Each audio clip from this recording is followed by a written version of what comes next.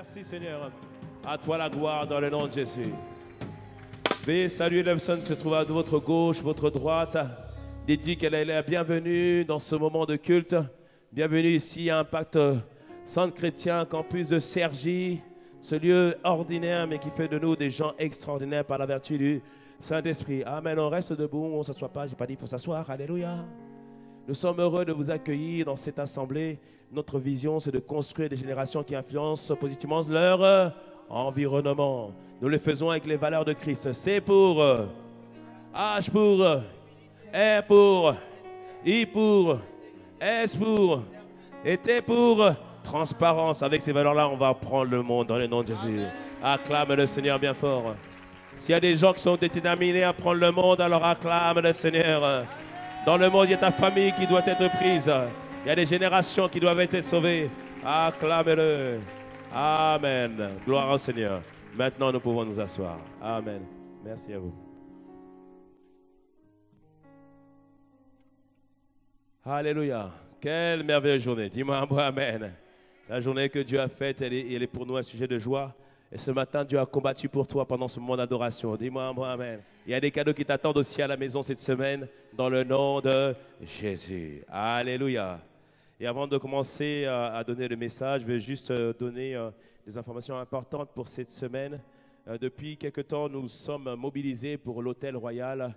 L'Hôtel Royal, c'est le projet de construction de l'église principale de l'église Impact Centre Chrétien sur l'île de France. Et Dieu nous donne de vraiment participer, d'écrire l'histoire avec lui. Donc l'Hôtel Royal, c'est un bâtiment qui va être fait pour le campus principal, mais c'est un bâtiment qui va aussi arroser, c'est-à-dire prendre soin de toute la francophonie de ce bâtiment. Des vies vont être transformées, des missionnaires vont être envoyés. Ça va être une très grande source de bénédiction. Amen. Et nous nous sommes mobilisés maintenant depuis quasiment 2 ans. Et nous savons que c'est Dieu qui a commencé ce projet. Et Dieu doit être aussi l'oméga, c'est-à-dire celui qui va compléter, qui va terminer ce projet. Et rien ne se fait si on ne prie pas. Et parfois, il faut faire des choses que tu n'as pas l'habitude de faire pour que Dieu puisse ouvrir des portes. Et en cette semaine, on va faire, il y a un jeûne qui a été décrété, c'est un jeûne d'Esther. Donc pendant plusieurs jours, nous allons nous réunir, nous allons prendre le temps de prier Dieu, de demander la grâce de Dieu sur ce projet. Et pendant du mardi prochain, du mardi 18h jusqu'au vendredi 18h, nous allons rentrer dans ce qu'on appelle un jeûne d'Esther. Le jeûne d'Esther, l'Esther, c'est dans le livre d'Esther dans la Bible, où une reine, où le peuple juif devait être exterminé. Et Esther a résolu de jeûner pendant 3 jours avec tout le peuple, afin que Dieu puisse étendre sa main et que la situation soit renversée. Amen. Et c'est ce que nous voulons faire afin que Dieu puisse étendre sa main sur ce projet et que Dieu puisse faire des grandes ouvertures pour nous dans le nom puissant de Jésus. Amen. Donc, ce jeûne n'est pas obligatoire, mais il est pour toutes les personnes qui désirent pousser dans la prière afin que Dieu puisse accomplir ses projets. Amen. Donc, ce jeûne commencera du mardi 18, on commence à prier du mardi 18h jusqu'au vendredi 18h.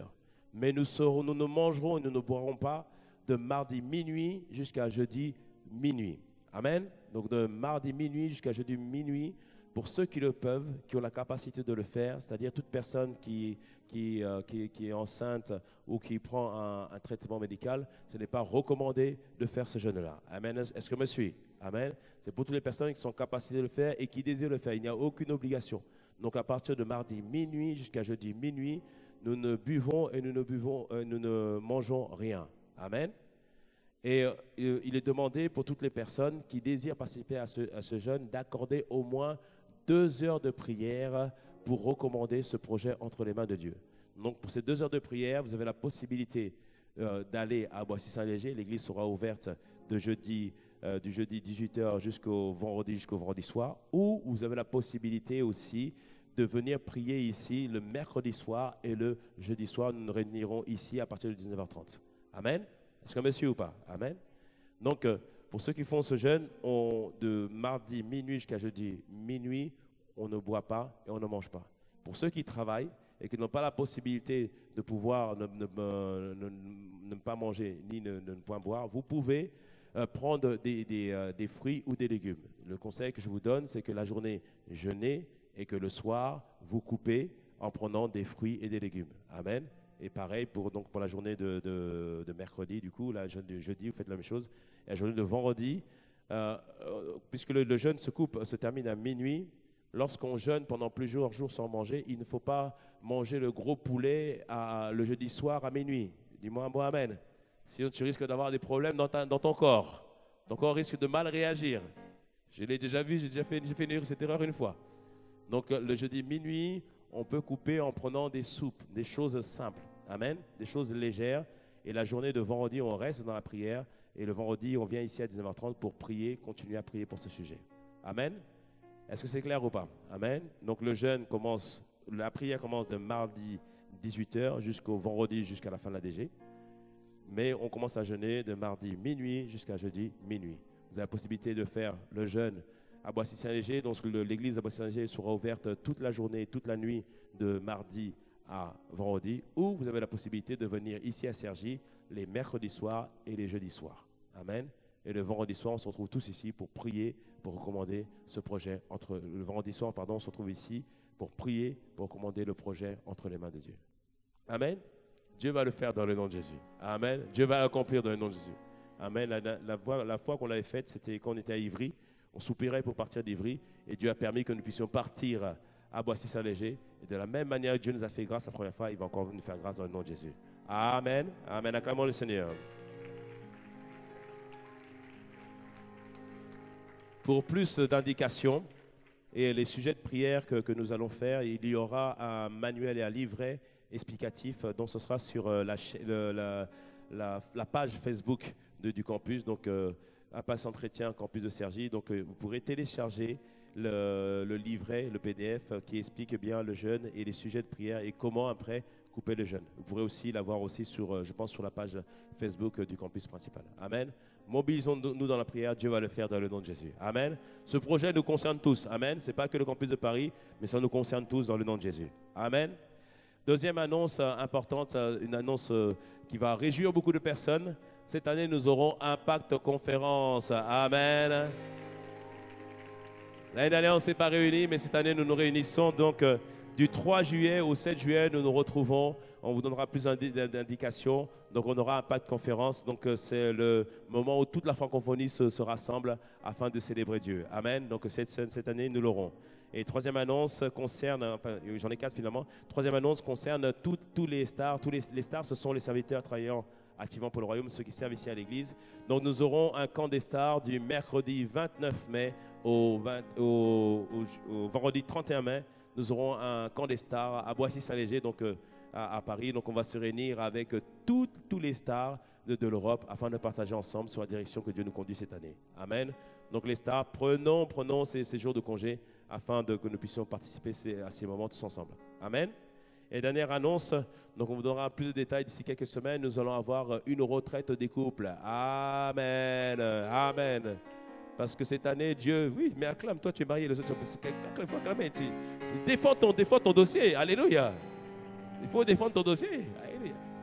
Donc on a une retraite des couples, donc l'occasion de partager ensemble, de pouvoir faire en sorte qu'au travers des principes de Dieu, le pasteur Jacques sera avec nous, afin que les couples cette année seront épanouis, ou s'ils sont déjà épanouis, ils seront encore plus épanouis dans le nom de Jésus. Amen. Donc on vous donnera plus de détails d'ici quelques semaines. Donc la retraite aura lieu normalement le week-end, la semaine du 15 au 17 mars. Donc préparons-nous. Dieu a des bonnes choses pour nous dans le nom de Jésus. Amen. Acclamons le Seigneur pour toutes ces bonnes nouvelles. Quelqu'un avance l'heure. Quelqu'un me dit Amen. Amen. Incline la tête en signe de révérence envers notre Dieu. Seigneur, merci encore pour ta grâce, ton amour, ta bonté. Seigneur, nous te recommandons ce moment d'enseignement, Seigneur Père. Inspire-nous, guide-nous, inspire les paroles de nos bouches et inspire, Seigneur, les sentiments de nos cœurs. Nous t'avons ainsi prié et nous disons Amen, Amen et Amen.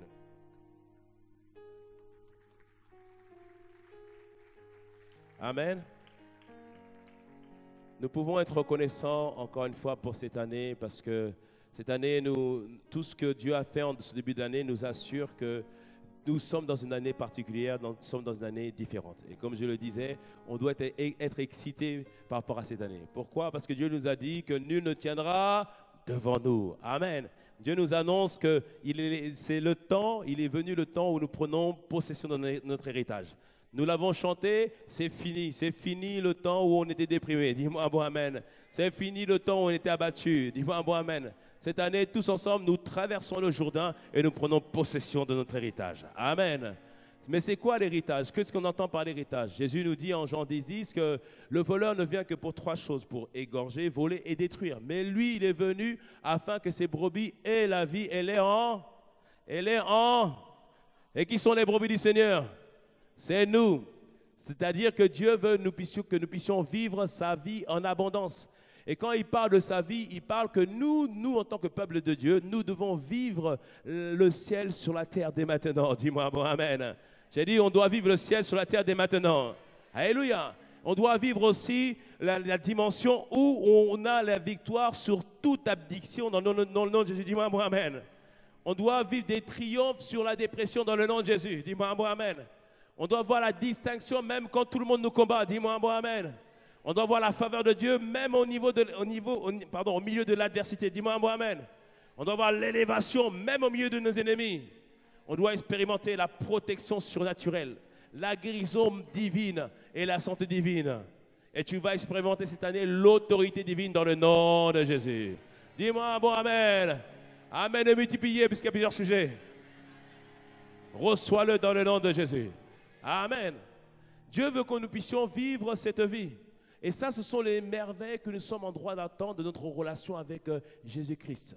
Dans Éphésiens 1,18, l'apôtre Paul faisait cette prière pour les Éphésiens. Dans la version Parole vivante, il disait, dans la version Luceron, il dit que je prie que Dieu illumine les yeux de votre cœur. Mais dans la version Parole vivante, il dit que je prie que Dieu vous accorde une pleine lumière et qu'il augmente l'acuité de votre vision spirituelle. C'est-à-dire que Dieu puisse ouvrir vos yeux, que vous puissiez être conscient et que vous compreniez en quoi consiste l'espérance qui vivante. La suite, s'il te plaît. L'espérance vivante à laquelle vous avez été appelés et que vous sachiez quelle merveille vous êtes en droit d'attendre. C'est-à-dire que l'apôtre Paul priait que nous puissions être conscients que tout ce que nous avons dit, l'élévation, la faveur, la grâce, l'intimité avec Dieu, l'autorité avec Dieu, la guérison surnaturelle, la protection surnaturelle, tout ça, ce sont les merveilles que nous sommes en droit d'attendre. Dis-moi un bon amen. Dis à ton voisin, ça fait partie de l'alliance. Amen. C'est-à-dire que Dieu nous l'a établi pour nous. C'est pour nous, nous devons le vivre. Amen. Et puis depuis plusieurs semaines, nous expliquons que nous sommes en chemin pour prendre possession de notre héritage. Mais nous avons compris et nous avons discerné que pour prendre possession de notre héritage, d'abord ça commence à l'intérieur. D'être conscient que cela est possible et d'avoir foi que cela est possible.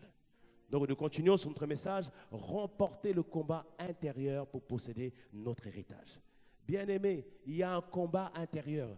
Et ce matin, je te posais la question, est-ce que toi, dans ta tête, dans ta pensée, est-ce que tu as résolu que cette vie-là, tu vas la vivre?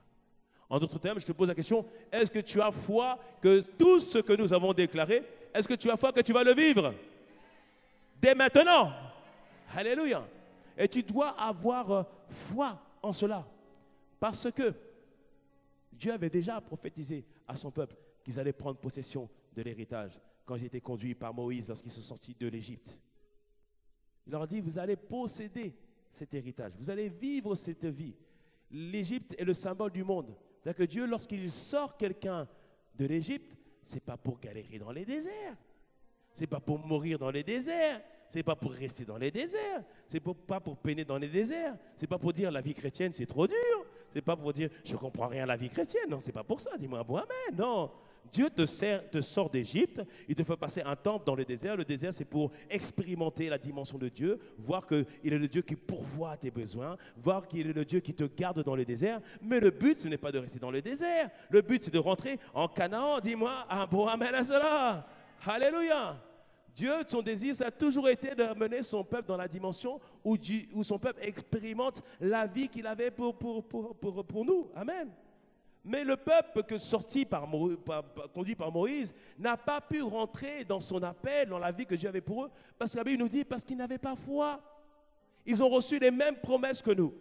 Dieu leur dit, ce pays est pour vous. Dieu leur dit, allez-y. Mais ils n'ont pas pu rentrer dans ces promesses parce qu'ils n'avaient pas la foi. Bien-aimé, Dieu ne peut rien faire si tu n'as pas la foi. Ce n'est pas que Dieu n'est pas puissant, ce n'est pas que ses promesses ne sont pas vraies, ce n'est pas que sa parole n'a pas de puissance. On l'a vu la dernière fois, sa parole, c'est la plus grande puissance créatrice.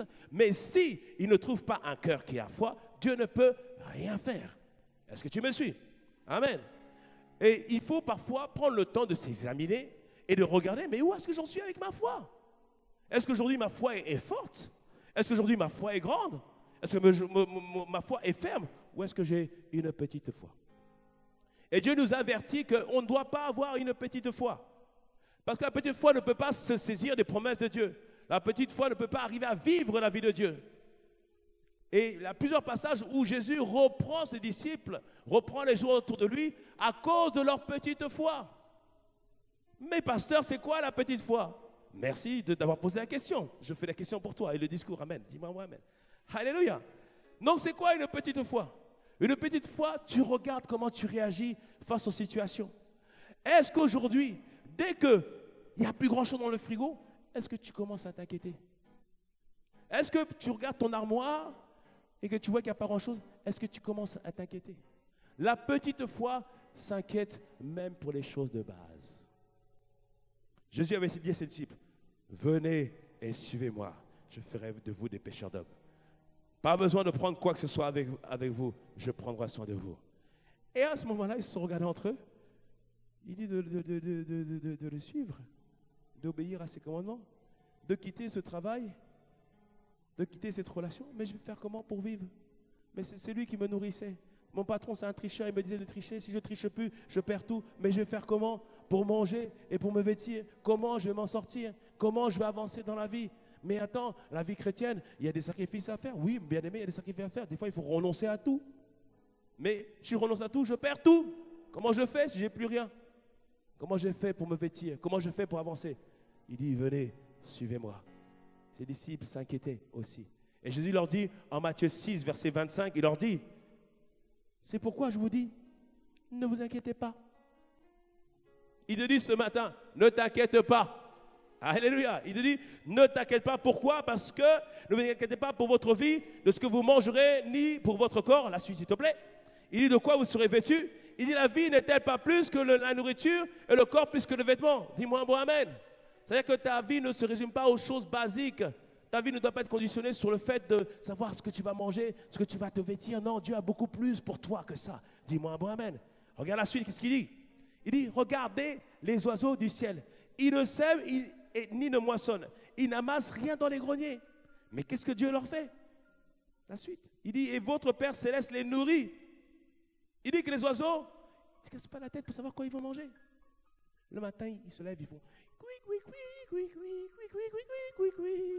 ils chantent des louanges à Dieu. Car Dieu est si grand. C'est ce qu'ils disent. Ils chantent des louanges à Dieu. Et puisqu'ils rendent des louanges au Seigneur, alors Dieu prend soin d'eux. Dieu les garde. Dieu les préserve. Dis-moi, bon amen à cela. Alléluia. Dieu les garde. Dieu les préserve. Et il te dit ce matin, ne valez-vous pas beaucoup plus que? Dis-moi, bon amen. Il te dit, tu vaux beaucoup plus que les oiseaux. Il t'appelle mon bien-aimé. Il connaît le nombre de tes cheveux. Il s'est sacrifié pour toi. Il a donné sa vie pour toi. Il dit que tu as de la valeur. Il dit que tout l'or du monde. Attends, ta valeur, c'est quoi? On a pris tout l'or du monde. Tout l'or du Botswana, comment ça s'appelle? Botswana, ça? Tout l'or du Congo. Ah, il y en a beaucoup là-bas. Alléluia. Les diamants, on a tout pris. On a mis ça sur une balance. On a dit, ça n'a pas ta valeur. Hey! On a dit, ça n'a pas ta valeur. On a dit, ça ne vaut pas ta valeur. Non. La seule chose qui pouvait payer, c'est le sang précieux de Jésus. Ça avait de la valeur suffisante pour payer le prix pour toi. Alors tu as de la grande valeur, mon frère. Tu as de la grande valeur, ma soeur. Dis-moi un bon amen. Alléluia. Tu vaux plus que la nourriture, tu vaux plus que le vêtir. Ce gars, il te dit, mais reste ici, je vais te payer. Dis, je vaux plus que ça. Dis-moi un bon amen à cela. Alléluia. La suite, s'il te plaît, verset 27. Qui de vous, par vos inquiétudes, peut ajouter une coudée à la durée de sa vie? C'est-à-dire, rajouter des longueurs à sa vie, des jours à sa vie. La suite, il dit, s'il te plaît, il dit, et pourquoi vous inquiétez au sujet du vêtement? Considérez comment croissent les lys des champs. Et ils ne travaillent ni ne filent. Ils ne se fabriquent pas leurs vêtements. Il dit, cependant, je vous dis que Salomon, même dans toute sa gloire, n'a pas été vêtu comme l'un d'eux. La suite, s'il te plaît. Il dit, si Dieu revêt ainsi l'herbe des champs, qui existe aujourd'hui, qui demain sera jeté au four, ne vous vêtira-t-il pas à plus forte raison? Alléluia. Il te dit ici, Dieu va te vêtir, c'est-à-dire qu'il va prendre soin de toi. Il est capable de prendre soin des plantes qui durent pour un temps.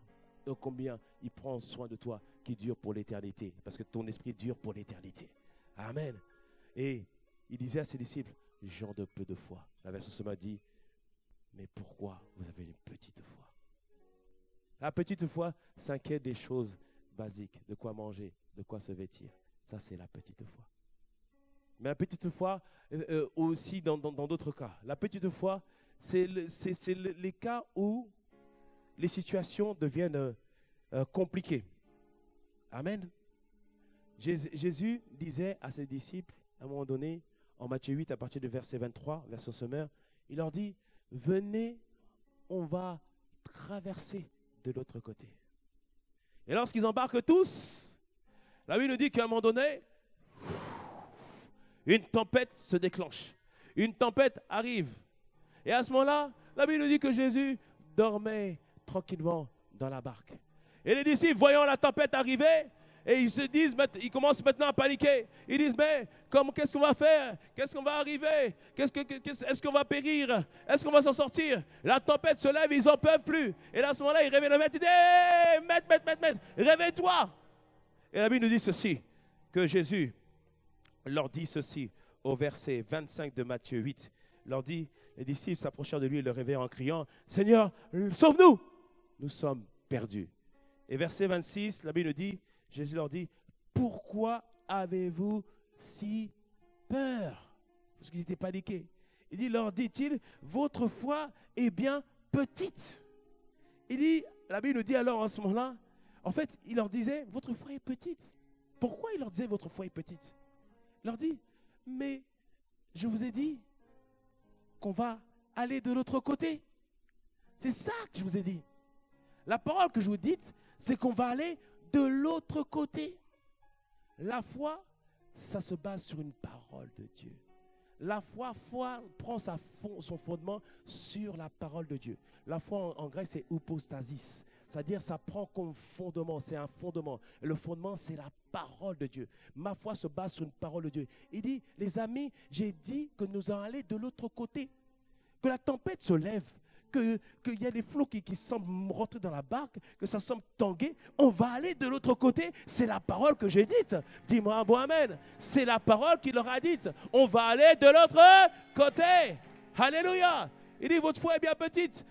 Est-ce que vous avez soutenu que j'ai donné ma parole et que j'accomplis toujours ce que ma parole a dit? Et j'ai dit, on va de l'autre côté. Dis-moi un bon amen. Alléluia. Et à ce moment-là, la Bible nous dit que Jésus se leva et il parla à la tempête et la tempête se calma. Amen. Cette année n'est pas une petite foi qui doute de Dieu. Les tempêtes vont se lever. Je ne suis pas un prophète de malheur, mais je te dis, les tempêtes vont se lever. Je te dis que le feu parfois va sembler vouloir te brûler. Mais dans ces moments-là, proclame, annonce la parole de Dieu, déclare ce que Dieu a dit, déclare qu'il a dit que tu vas de l'autre côté, déclare qu'il a dit que tu vas t'en sortir, déclare qu'il a dit que tu vas être guéri, déclare qu'il a dit que ta famille va être sauvée, déclare toutes les paroles qu'il a dit, déclare qu'il a dit que tu seras libre, dis-moi un bon amen. C'est tout ce qu'il a annoncé, dis-moi un bon amen. Alléluia. C'est pourquoi il ne faut pas paniquer quand un accident arrive. Même si c'est compliqué, proclame juste simplement le nom de Jésus. Un jour, on a eu un accident. Un monsieur nous a percuté. Ça, c'était l'œuvre de l'ennemi. Il nous a percuté sur l'autoroute A15. Et on a percuté sur le milieu. Et dans ces moments-là, les gens disent, oui, quand il y a un accident qui arrive, tu te souviens de tout ce qui s'est passé, de ta jeunesse et tout ça. Rien du tout, mon gars. Tu n'as pas le temps. Tu as juste le temps de penser à une seule chose. Jésus! C'est juste ce que tu attends. Jésus. Et là, ta voiture a tapé et hop, de l'autre côté, on est arrivé, ça s'est arrêté tout de suite. Et il y a plein de voitures, on n'a eu aucun dommage. Ça, c'est la protection de Dieu. Dis-moi, bon, amen, assalam. Alléluia. Comment tu réagis lorsque un trouble arrive? Tu avais bien tout préparé, tout se passait bien. Oui, j'ai prié, j'ai demandé à Dieu. Dieu a dit oui, tout ça. Mais tu arrives, tu avances et c'est échec sur échec. Tu dis, mais Seigneur, quand même. Mais la Bible me dit que le juste tombe cette fois. Mais cette fois, Dieu le relève. C'est-à-dire qu'il ne reste pas à terre. Amen. Il peut faire des échecs, mais Dieu le relève encore. Dieu lui dit, vas-y encore ma fille, vas-y encore mon fils. Allez, on y va. On va de l'autre côté. Alléluia. Bien-aimé, ce n'est pas parce qu'il y a des troubles que Dieu n'a pas parlé. Je le dis encore, ce n'est pas parce qu'il y a des troubles que Dieu n'a pas parlé. Alléluia.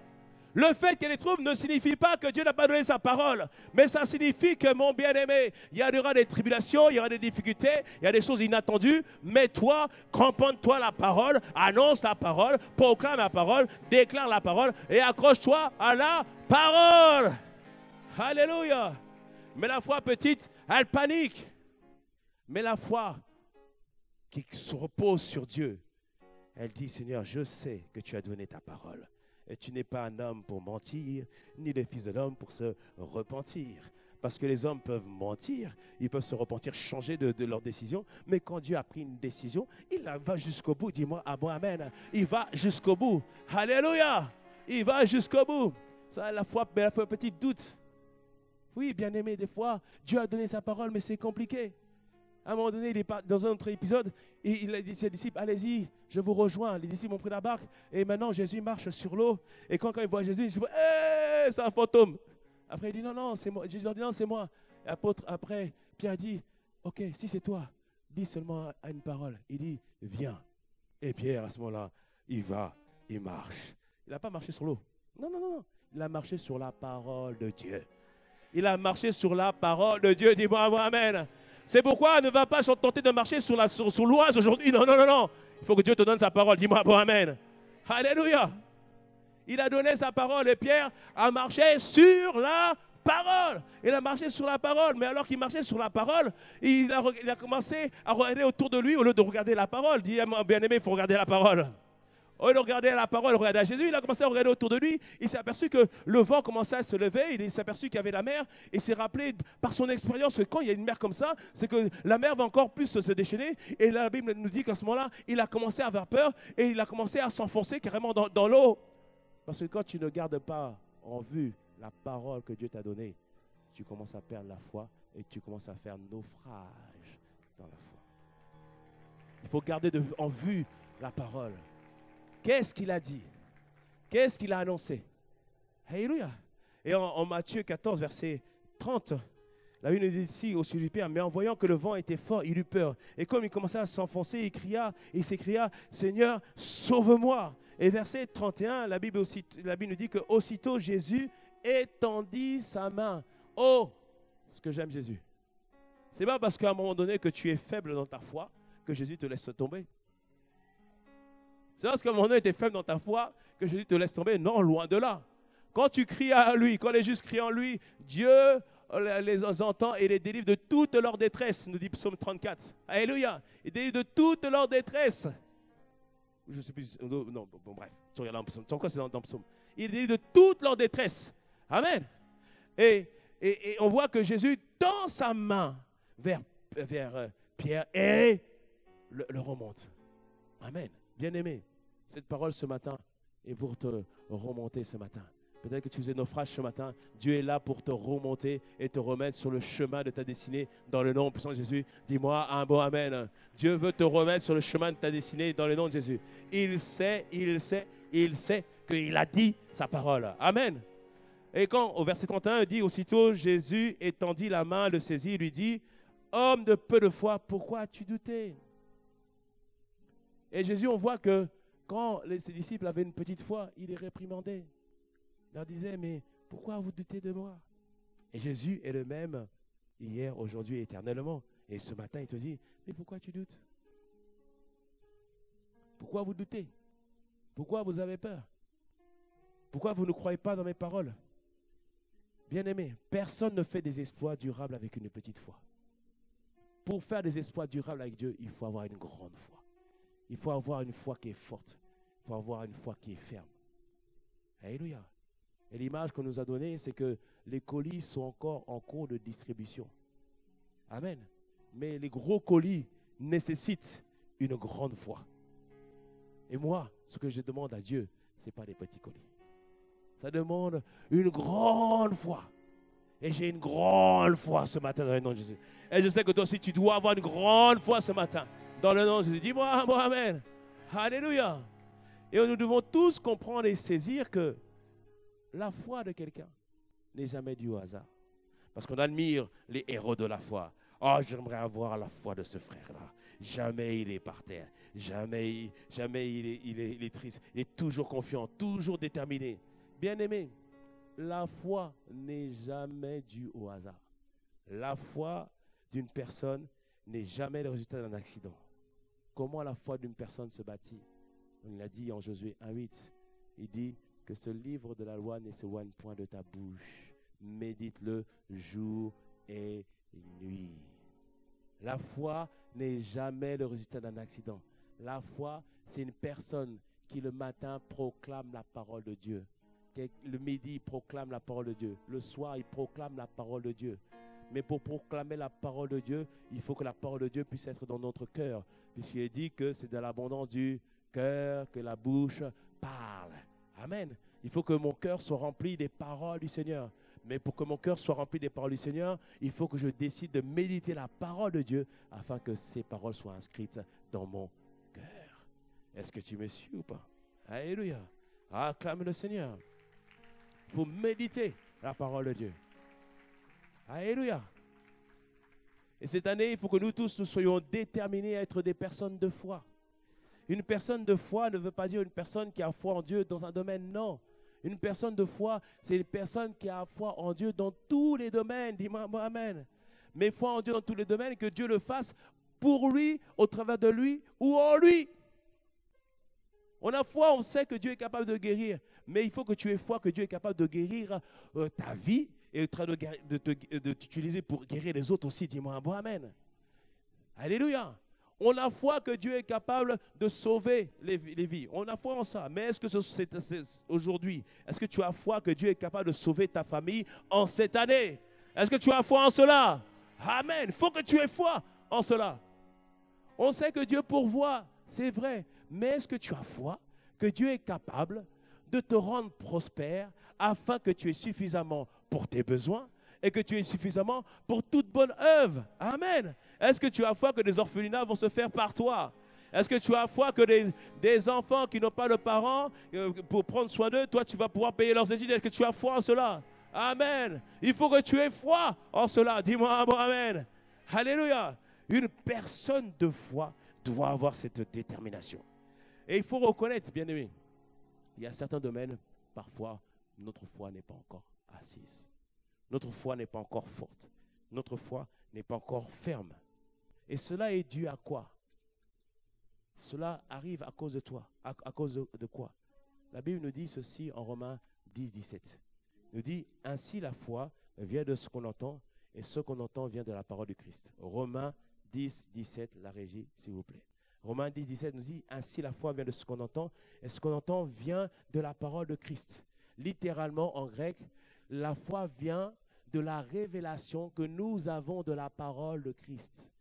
La foi vient de la qualité de la révélation que tu as de cette parole qui s'appelle la Bible.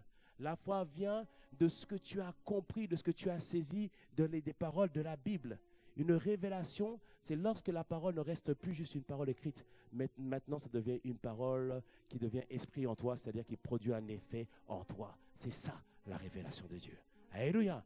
La révélation, c'est lorsque tu lis une parole. Là où tu l'as dit, il nous a dit, on va aller de l'autre côté. Quand tu dis que de l'autre côté, là, c'est moi, ça parle de moi. De l'autre côté, là, ça parle de ma famille. De l'autre côté, là, c'est le salut de ma famille. De l'autre côté, c'est ma guérison. De l'autre côté, c'est mon mariage. De l'autre côté, dis-moi un bon amen. Et quand tu te dis que ça, c'est pour toi, tu dis, ça, c'est ma révélation pour ce matin. Dis-moi un bon amen. C'est ça, la foi. Alléluia. Il faut que ma vie soit enracinée sur une révélation. Amen.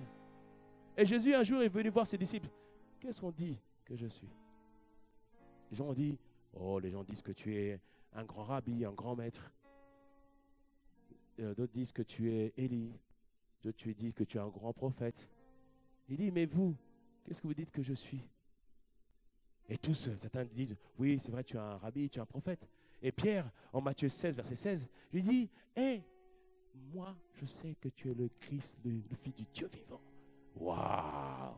Alléluia! Alléluia! Comment tu vois Jésus? Jésus, c'est la parole. Est-ce que tu vois cette parole comme étant juste une simple philosophie, une simple façon de penser? Ou est-ce que tu sais que cette parole a la capacité de changer toute ta vie? Est-ce que tu sais que cette parole est appelée le pain de vie? C'est-à-dire que lorsque tu manges de cette parole, elle transforme entièrement toute ta vie dans le nom de Jésus. Des personnes ont lu cette parole ont été guéries. Des personnes ont lu cette parole ont été libérées. Des personnes ont lu cette parole ont reçu le baptême du Saint-Esprit. Des personnes ont lu ces paroles, leur vie a été complètement changée. Cette parole, bien aimé, ça, c'est la parole de Dieu. Alléluia! Quelle révélation que tu as! Que Jésus lui dit à Pierre au verset 17, Jésus reprend la parole, lui dit, tu es heureux, c'est-à-dire que tu as bien fait, tu as reçu une grande grâce, Simon, fils de Jonas, car ce ne sont pas la chair et le sang qui t'ont révélé cela, mais c'est mon Père qui est dans les cieux. Alléluia, il a reçu une révélation. Il dit, et moi je te dis que tu es Pierre, et sur cette pierre je bâtirai mon église, et les portes des séjours des morts ne prévaudront point contre elle. Il disait, Pierre, tu as reçu une révélation. Première chose, avant de t'appeler Simon, instable en sédition. À partir de ce jour, ta vie, ton identité est complètement changée. Je vais t'appeler Pierre. C'est-à-dire que tu seras fondé comme un roc. Beaucoup vont pouvoir se baser sur toi. Dis-moi un bon amen. Ce matin, Dieu change complètement ton identité dans le nom de Jésus. Dieu change tes vêtements dans le nom de Jésus. Tu es une nouvelle personne. Dis-moi un bon amen à cela. Et il dit, je vais maintenant bâtir sur toi. Je vais bâtir mon église. C'est-à-dire que tu vas être une grande source de bénédiction. C'est-à-dire qu'au travers de toi, des œuvres vont se faire. Bien-aimé, quand tu as une nouvelle révélation de Dieu, cela te conditionne à vivre de nouvelles dimensions de Dieu. Dis-moi, bon amen.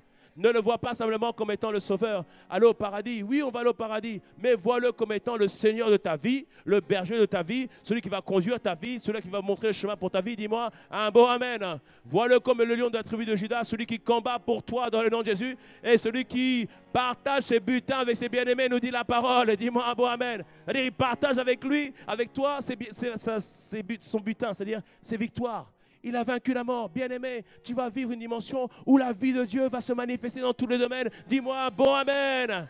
Alléluia. Tu dois avoir une nouvelle révélation de la part du Seigneur. Est-ce que tu me suis? Mais comment je reçois une nouvelle révélation de Dieu? Je te remercie d'avoir posé la question. Je fais à la fois les questions et les réponses. Comment je fais pour avoir une nouvelle révélation de la part de Dieu? Je prends la parole de Dieu.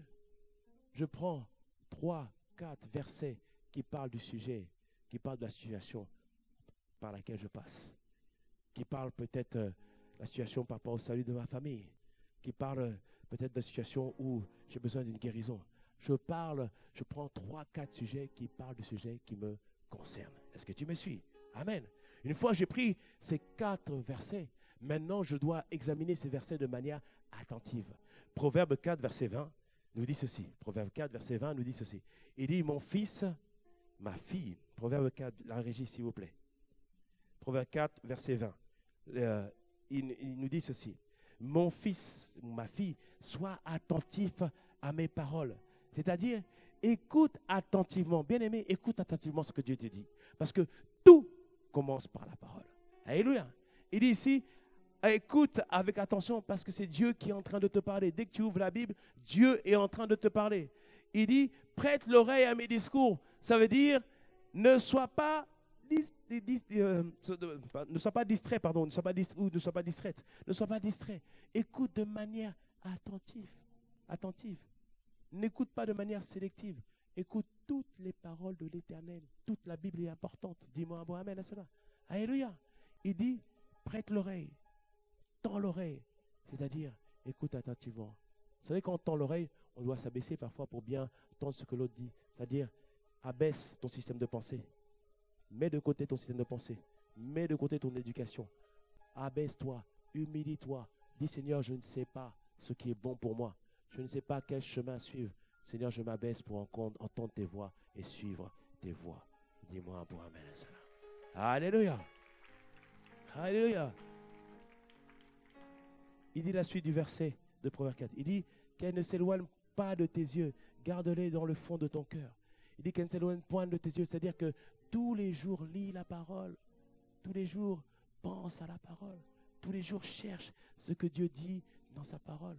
Prends le temps que la parole ne s'éloigne point de tes yeux. Il dit ensuite il faut que tu les gardes. Alléluia. Qu'il les garde, garde-les dans le fond de ton cœur. C'est-à-dire qu'il faut que, non seulement que la parole, tu l'aies lue, tu as entendu, mais que maintenant, il faut que cette parole puisse être imprégnée dans ton cœur. Et comment elle s'imprègne dans son cœur? Ce n'est pas juste en la lisant, ce n'est pas juste en l'écoutant, mais c'est maintenant en la méditant. Méditer, c'est comme ruminer. Tu mâches la parole, tu penses à ce verset. Il m'a dit, j'irai de l'autre côté. Il a dit, j'irai de l'autre côté. Ça veut dire quoi de l'autre côté? Ça veut dire qu'il me sort de ma situation. Ça veut dire qu'il me protège. Ça veut dire qu'il me garde. Je garde cette parole dans le nom de Jésus. La situation n'a pas encore changé, mais je garde au fond de moi, dans mon cœur, qu'il a dit, j'irai de l'autre côté. Alléluia. Tu penses à ces paroles-là, tu les inscris dans ton cœur, tu rumines toute la journée à savoir ce qu'il dit. Ruminer toute la journée, ça ne veut pas dire que je vais me balader avec la Bible comme ça. Tu ressembles à un religieux comme ça. Mais ce n'est pas ça. Mais cette Bible-là, elle est inscrite dans mon cœur. Elle est inscrite dans ma pensée.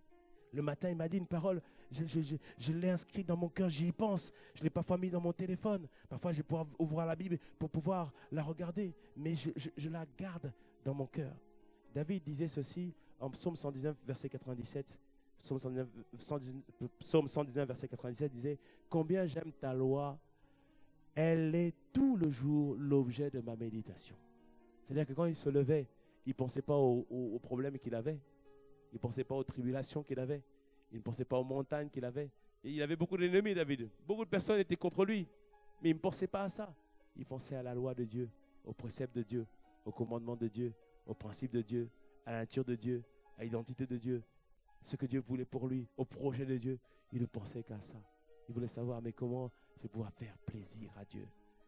Et il méditait, il regardait, il observait. Et quand il regardait, il se gardait sa vie, lui qui était chargé de garder les brebis de son père. Il voit comment lui, les brebis de son père, lui était capable de se battre pour les brebis de son père. Lorsque l'ours venait, il allait poursuivre l'ours. Ah, David était un téméraire.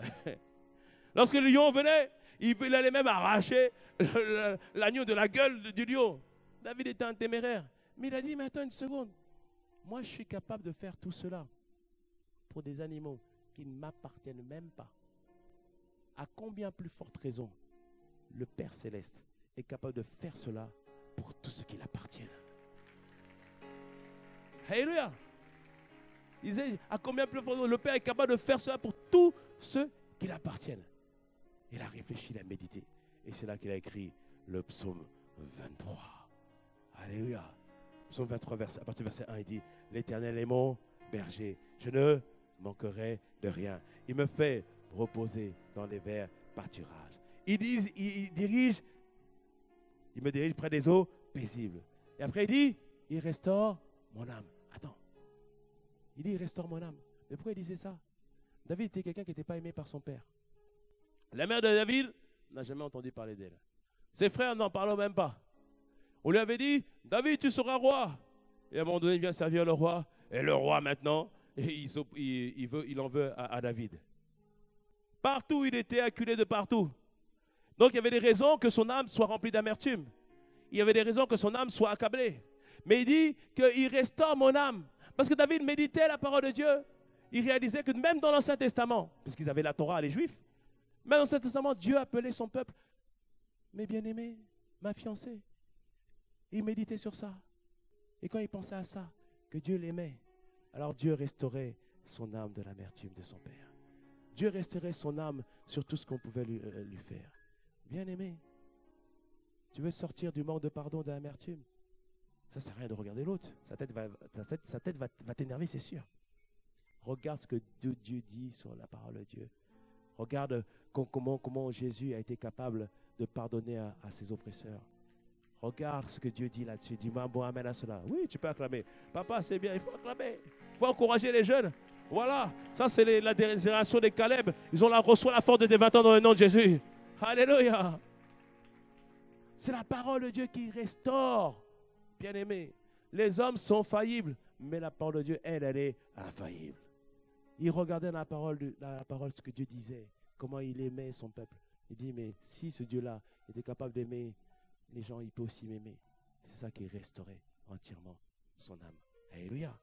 Et après, il continue. Il me conduit dans les sentiers de la justice à cause de son nom. Les sentiers de la justice, c'est les principes de Dieu pour réussir, pour avancer avec Dieu.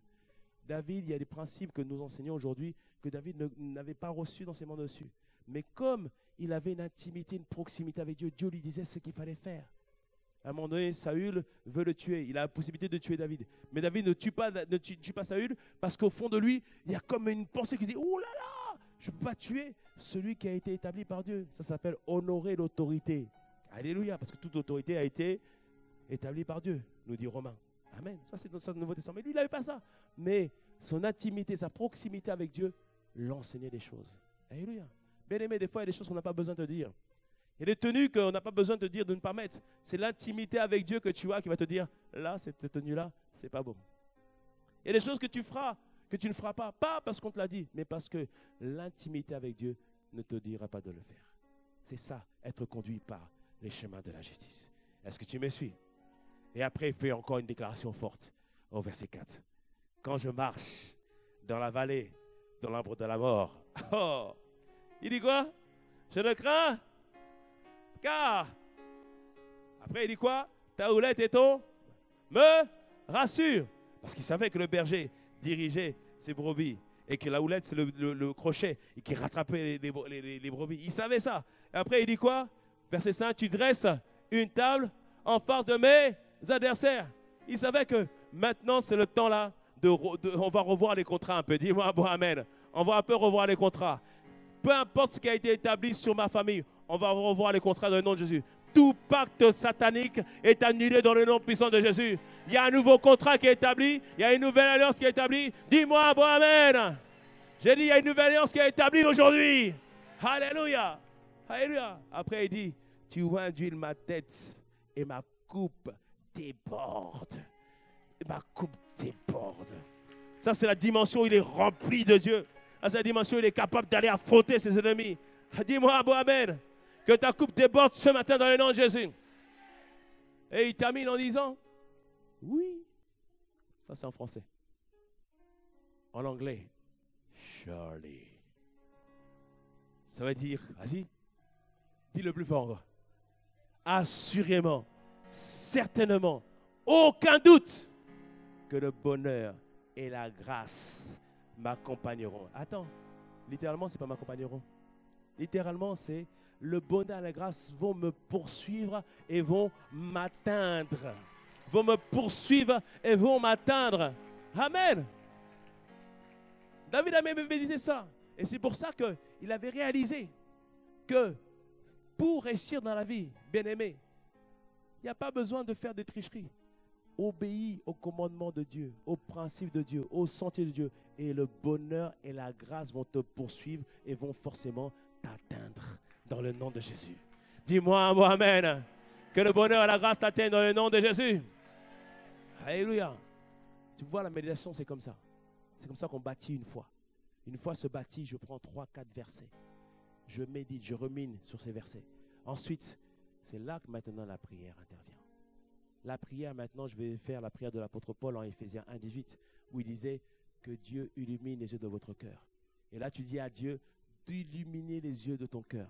C'est-à-dire d'ouvrir ton cœur sur la compréhension. D'ouvrir ton cœur afin que ton cœur puisse recevoir la parole de Dieu. Parce que, bien aimé, il y a des fois, il y a des choses qu'on nous prêche. Excuse-moi, parfois, on n'a pas tout à fait foi. Hein. Je sais, je te le vois chaque dimanche. Je regarde ton visage. Des fois, il y a des moments, on n'a pas foi. On dit, bon, c'est bien et tout ça, mais bon, cette parole-là, pasteur, quand même, oh, quand même. Mais c'est là, dans ces moments-là, tu dois aller prier. Demander, Seigneur, ouvre mon cœur afin que j'accède à la compréhension et que je puisse faire en sorte que cette parole devienne maintenant mienne. Quand je suis arrivé à ICC, je l'ai déjà rencontré, je crois, une fois, que quand je suis arrivé, l'enseignement qui m'a frappé, c'est l'enseignement du royaume. Comprendre que la Bible ne parle pas de religion. Je me suis dit, mais depuis ado, on voulait marcher avec Dieu, mais on ne savait pas comment marcher avec Dieu. Mais comment, on ne sait pas comment triompher du péché, comment triompher des passions de la jeunesse. On voulait vivre avec Dieu. Dès qu'on a dit, que je suis arrivé, on m'a dit, le royaume de Dieu commence par l'intimité avec le Saint-Esprit. J'ai fait, Alléluia. C'est ça qu'on cherchait depuis longtemps. Alléluia. On cherchait ça depuis longtemps. Toi, tu es béni. Tu as reçu ça tôt. Tu es béni. Alléluia. Mais je suis béni aussi. Dis-moi amen. Alléluia. Doublement, triplement béni au nom de Jésus. Et on a reçu ces paroles-là. Et après, je venais dimanche après dimanche. Et on me parlait de le Saint-Esprit. Le baptême du Saint-Esprit. On faisait même des cours le samedi matin. Ça s'appelait Timothée avant les cours 101. On nous parlait du baptême du Saint-Esprit. On avait prié pour nous recevoir le baptême du Saint-Esprit. Je n'ai pas parlé du baptême du Saint-Esprit. Mais je vais en parler parce que je n'avais pas foi. L'église où j'avais grandi, on ne nous avait pas parlé du Saint-Esprit. J'étais même parti voir le pasteur de l'époque. Je me dis, mais c'est quoi le Saint-Esprit? Là, la Bible nous parle qu'il intercède par nous, par des soupirs inexprimables. Ça veut dire quoi et tout ça. Mais il n'a pas su m'expliquer, quoi. Et puis, je suis parti voir le pasteur Yvan. Je dis, honnêtement, là, cette affaire de Saint-Esprit, là, je ne crois pas trop. Il dit, ok, c'est pas grave. Prends les enseignements, regarde dans la parole de Dieu. Et c'est ce que j'ai fait. Et un frère m'avait... j'avais oublié cet épisode aussi. Et les frères qu'on s'est réunis, ils ont fait exprès une prière spéciale pour que je puisse recevoir le baptême du Saint-Esprit, mais rien. Et donc, j'ai oublié cet épisode-là. Et ils m'avaient aussi remis un CD. Donc, j'ai pris les prédications de l'église, j'ai pris la parole de Dieu, j'ai pris d'autres prédications, j'ai médité sur les prédications, j'ai analysé. Et c'est là où tu vois des versets comme Luc 11, verset 13, qui dit « Si méchants comme vous l'êtes, vous êtes capables de donner des bonnes choses à vos enfants, à combien plus forte raison le Père Céleste ne donnera-t-il pas le Saint-Esprit à ceux qui lui demandent ?» Ah, je dis, mais ça, tu vois, il faut faire tes... c'est bien, pourquoi il y a de l'eau ici? Oh là là. Fais pleuvoir. Alléluia. Bon, il faut me réparer ça quand même. Dis-moi un peu amen. Alléluia. Et donc, du coup, je médite ce verset. Non, regarde maintenant ici. Ne sois pas déconcentré. Et je regarde ce verset, je dis, mais le Saint-Esprit est pour moi aussi. Je peux le vivre aussi, je dois aussi le vivre. C'est la volonté de Dieu. Et à force de méditer, je m'aperçois que dans ma tête, il y avait le parler en langue qui était en train de tourner depuis. Et en fait, après, j'ai coulé tout simplement dans ce que Dieu avait établi. Mais comment Dieu l'a fait? Parce que la foi est venue. Parce que la foi est venue. Je pouvais venir dimanche après dimanche. Tant que je ne me suis pas assis, tant que je n'ai pas pris le temps de méditer, tant que je n'ai pas pris le temps de faire asseoir à cela dans mon cœur, je ne l'aurais pas vu. C'est pour ça qu'il faut prendre le temps dans la prière. Seigneur, instruis-moi. Seigneur, guide-moi. Qu'est-ce que je n'ai pas compris? Ce n'est pas ta parole qui a un problème. Est-ce que ce n'est pas moi qui n'ai pas compris certaines choses? Est-ce que ce n'est pas moi qui n'ai pas compris certains principes? Seigneur, montre-moi, dirige-moi, montre-moi le sentier de la justice, comme disait David. Seigneur, montre-moi le chemin. Alléluia. Et là, il te guide toujours. Il te montre toujours la voie à suivre. Et à force de soupirer, bien-aimé, la foi vient. Amen. Et avec la foi, vient le résultat. Dis-moi un bon amen. Alléluia. C'est la méditation qui permet que l'écrit, ce qui est écrit, devienne maintenant esprit. C'est-à-dire que ça a maintenant un impact sur ta vie. Comme je te l'ai dit, plusieurs personnes, on a prié pour eux. Il n'y a pas eu de guérison instantanée. D'autres ont eu des guérisons instantanées. Notamment, on peut acclamer le Seigneur pour vous dire qu'il y a eu pas mal de guérisons instantanées. Dis-moi un bon amen à cela. Il y a eu des libérations instantanées aussi. Amen. Mais pour d'autres, c'est à force de méditer, de savoir que cette dimension-là, elle est possible pour moi. Et bien aimé, tout ce que tu désires avec Dieu est possible pour toi dans le nom de Jésus. Alléluia. Pourquoi? Parce que Dieu est fidèle. J'ai dit Dieu est fidèle. Alléluia. Lorsque Moïse a dit à Dieu, fais-moi voir ta gloire, fais-moi voir ta gloire. Dieu est apparu. En Exode 34 à partir du verset 6. Il est apparu et lui a dit ceci. L'Éternel passa devant lui et cria, l'Éternel, Dieu miséricordieux et compatissant, lent à colère et riche en bonté et en fidélité. Il a dit que je suis le Dieu fidèle. Amen. Il y a d'autres passages qui disent aussi que Dieu est fidèle. Psaume 91, verset 4, il dit « Il te couvre sous son plumage, tu es en sécurité sous son aile, sa fidélité te protège comme un grand bouclier. » Il te dit que sa fidélité te protège comme un grand bouclier. C'est-à-dire que peu importe ce qui t'arrive, sa fidélité te protégera cette année dans le nom puissant de Jésus. Dis-moi un bon amen à cela. Et il me dit encore en 2 Thessaloniciens 3:3, le Seigneur est fidèle et vous affermira et vous protégera du mal. Alléluia. Tous ces versets me disent que Dieu est fidèle.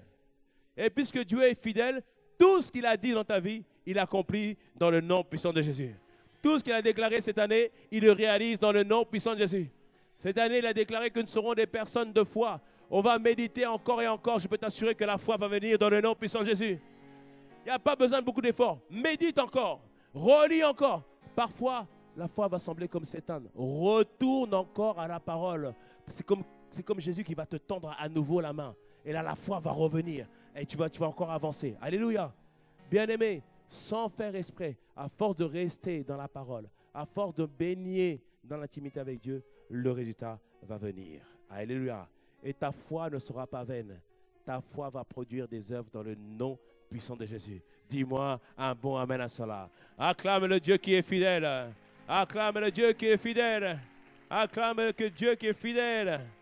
Alors, bien-aimé, prends 4 versets dans tous les domaines de ta vie. Médite-les. Prie le Seigneur. Je peux t'assurer, mon Dieu est vrai, mon Dieu est réel, mon Dieu se manifestera ses œuvres dans ta vie dans le nom de Jésus. Dis-moi un bon amen à cela. Acclame-le, acclame-le, acclame sa parole ce matin. Acclame sa parole. Amen. Avant qu'on se lève, la tête inclinée. Est-ce qu'il y a quelqu'un ce matin qui a entendu cette parole, mais qui n'a pas fait la paix avec Dieu? La Bible nous dit, Jean 3,16, qu'il a tant aimé le monde qu'il a donné son Fils unique, afin que quiconque qui croit en lui ne périsse point et ait la vie éternelle. Dieu veut te donner une nouvelle vie. Cette vie commence maintenant et se poursuit dans l'éternité. Comme on l'a dit, cette vie, il y a l'intimité avec Dieu, la proximité avec Dieu. Le plus beau cadeau que Dieu nous fait en premier lieu, c'est sa présence. C'est sa présence. Tu as essayé de chercher cette présence dans beaucoup d'endroits, parce que tu avais un vide dans ton cœur. Tu as essayé de le combler avec beaucoup de choses. Mais un grand physicien français a déclaré que les êtres humains ont un vide qui ont la forme de Jésus-Christ. Et ce vide ne peut être rempli que par la relation avec Dieu, par le Seigneur Jésus. Ce matin, si c'est ton cas, Dieu t'appelle ce matin et Dieu veut te tendre la main. C'est de manière simple. Il suffit juste de lever la main où tu es et on va faire une prière ensemble. Si c'est ton cas ce matin, tu veux revenir à Jésus ce matin, lève simplement la main où tu te trouves. Amen. Est-ce qu'il y a quelqu'un ce matin qui veut recevoir le Seigneur Jésus? Amen. Je vois plusieurs mains levées. Amen. Gloire au Seigneur. Gloire à Dieu. Amen. Toutes les personnes qui ont levé la main, je vous demandais un pas de foi de plus. Venez devant parce qu'on veut prier avec vous. N'ayez pas honte. La Bible nous dit que celui qui n'aura pas honte du Seigneur, Dieu n'aura pas honte de lui. Toutes les personnes qui ont levé la main, venez devant. Encouragez-les à venir devant. Acclamons le Seigneur et encouragez-les à venir devant. Merci Seigneur Père pour ta grâce. Merci pour les vies que tu transformes ce matin. Ma soeur, venez, n'hésitez pas, n'hésitez pas. Est-ce qu'on peut se lever et puis acclamer le Seigneur pour eux afin de les encourager? Venez par ici, ma soeur. Venez, venez, venez. Wow, merci Seigneur. Oh, gloire au Seigneur. Y a-t-il quelqu'un d'autre qui veut revenir à Jésus ce matin? Y a-t-il quelqu'un d'autre qui veut expérimenter une nouvelle vie avec lui? Est-ce qu'il y a quelqu'un d'autre qui veut expérimenter ce que Dieu a pour lui? Oh, merci Seigneur. Oh, gloire soit rendue à son nom. Bienvenue. Ce pas que vous venez de faire n'a l'air de rien, mais ça change toute votre vie dans le nom puissant de Jésus. Comment vous appelez, dites-moi? Noëlla, bienvenue dans le royaume. Est-ce qu'on peut acclamer le Seigneur pour Noëlla? Amen. Comment vous appelez? Tatiana. Bienvenue dans le royaume. Est-ce qu'on peut acclamer le Seigneur pour elle? Amen. On va faire une prière ensemble. Vous allez répéter après moi et après, l'Église aussi va prier avec vous. Et après, je vais prier pour vous pour recommander à la grâce de Dieu. Et après, juste quelques secondes, vous avez suivi la Sœur Merveille, on va prendre vos coordonnées parce qu'après, on va vous tendre la main de la même manière que Jésus vous a tendu la main ce matin. Amen. Seigneur Jésus, merci. Aujourd'hui, j'ai entendu ta voix. Et aujourd'hui, je t'ouvre mon cœur. Merci, car aujourd'hui, je fais de toi mon Seigneur et mon Sauveur. Merci, parce que tu as pris tous mes péchés. Et à partir de ce jour, je suis une nouvelle personne. Merci pour la nouvelle vie que tu me donnes. Et merci encore parce que tu vas me faire grandir et faire de moi un véritable disciple de Jésus. Au nom de Jésus. Amen. Amen. Je prie maintenant pour vous. Seigneur, merci encore pour ta grâce, Seigneur Père, pour nos deux sœurs qui ont fait ce pas ce matin. Elles ont décidé de te recevoir en tant que Seigneur et Sauveur. Ou plutôt, devrais-je dire, tu les as appelées et elles t'ont ouvert leur cœur. Seigneur, tous ceux qui viennent à toi, tu prends soin, tu gardes et tu préserves. Et comme un bon berger, tu les conduis, Seigneur Père, vers les verts pâturages, c'est-à-dire dans une dimension où ils vont vivre, Seigneur, tes grâces et tes faveurs. Père, merci parce que tu vas encore les faire grandir et tu vas les transformer pour faire d'eux des véritables disciples de Jésus. Père, nous te les recommandons et nous te disons, Seigneur, en tant que famille, accorde-nous la grâce, Seigneur, de prier pour elles et de prendre soin d'elles. Merci, Père, pour tout ce que tu fais. Nous t'avons ainsi prié et nous disons Amen, Amen et Amen. Toute cette semaine, on va prier pour vous. Et cette semaine, on va aussi vous appeler afin de vous accompagner. Amen. Je vais juste suivre la sœur à merveille juste quelques instants et après vous revenez à votre place afin qu'on puisse prendre vos coordonnées. Est-ce qu'on peut acclamer le Seigneur pour eux? Est-ce qu'on peut acclamer le Seigneur pour eux? Amen. Et tu vas acclamer bien, bien, bien fort la fidélité de Dieu. Tu vas acclamer, acclame bien fort la fidélité de Dieu.